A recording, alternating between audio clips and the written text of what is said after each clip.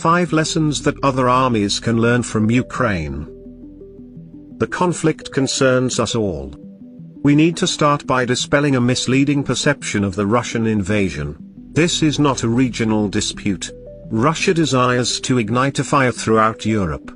Its objective is to undermine the entire system of international economic relations. The offensive against Ukraine is part of a long-established strategy that Vladimir Putin has been carrying out for at least 10 years.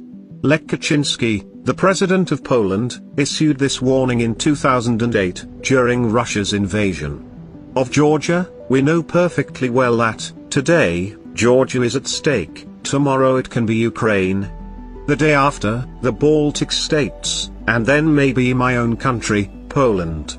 Europe had not anticipated this prediction to come true so soon. Russia occupied Crimea in 2014, 6 years later.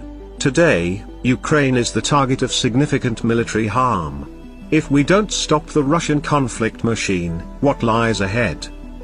Russia fuels the global economic crisis.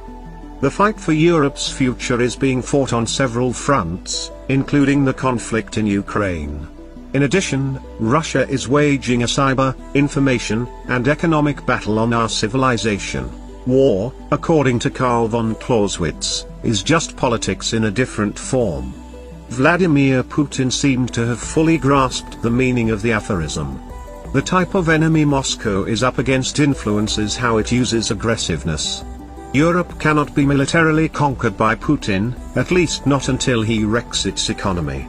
The imperial aggression of Russia is what started the current energy crisis and worldwide inflation that we are all currently dealing with.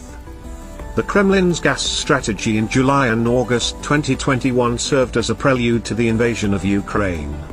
Gas prices rose at the time as a result of Putin's gas blackmail on European markets. This was only the start. Russia anticipated that the collapse of the energy market would weaken European nations and persuade them to abstain from the conflict in Ukraine.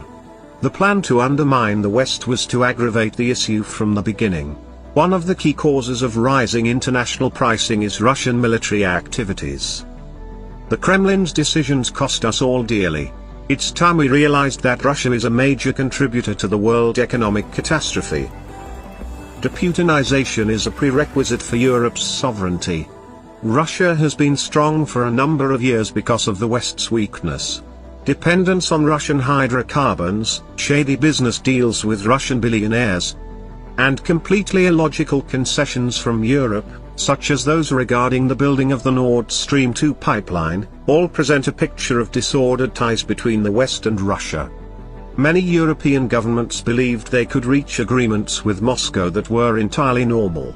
In reality, the agreements turned out to be deals with the devil, and Europe's soul was on the line. It is impossible to resume business as usual because of this. Relationships with a corrupt government cannot be normalized. In particular, in the energy sector, it is past time for Europe to become independent of Russia. The importance of varying Europe's sources of gas and oil has long been emphasized by Poland. Opening up new possibilities are new sources for these products. Solidarity is stronger than fear. The conflict has already altered Europe. Russia thought that by invading Ukraine, the West would not emerge from the geopolitical coma it had fallen into when it naively started to accept the illusion of the end of history years earlier. Russia made an error in judgment. We came together more than ever in spite of its attempts to split us apart. The Kremlin's most effective tool is fear, just like any other authoritarian government. Solidarity is required if we are to thwart Russian threats and blackmail. In the shape of food, supplies, and arms, assistance is already reaching Ukraine from all parts of the globe. What we are giving Ukraine is a chance at hope and possible victory. The American Abrams tanks will accompany the German-made vehicles, as is already known. Ultimately, the Euro-Atlantic alliance won out over cold calculations. NATO has demonstrated that it is not only the strongest military alliance in the world but that it is also really united.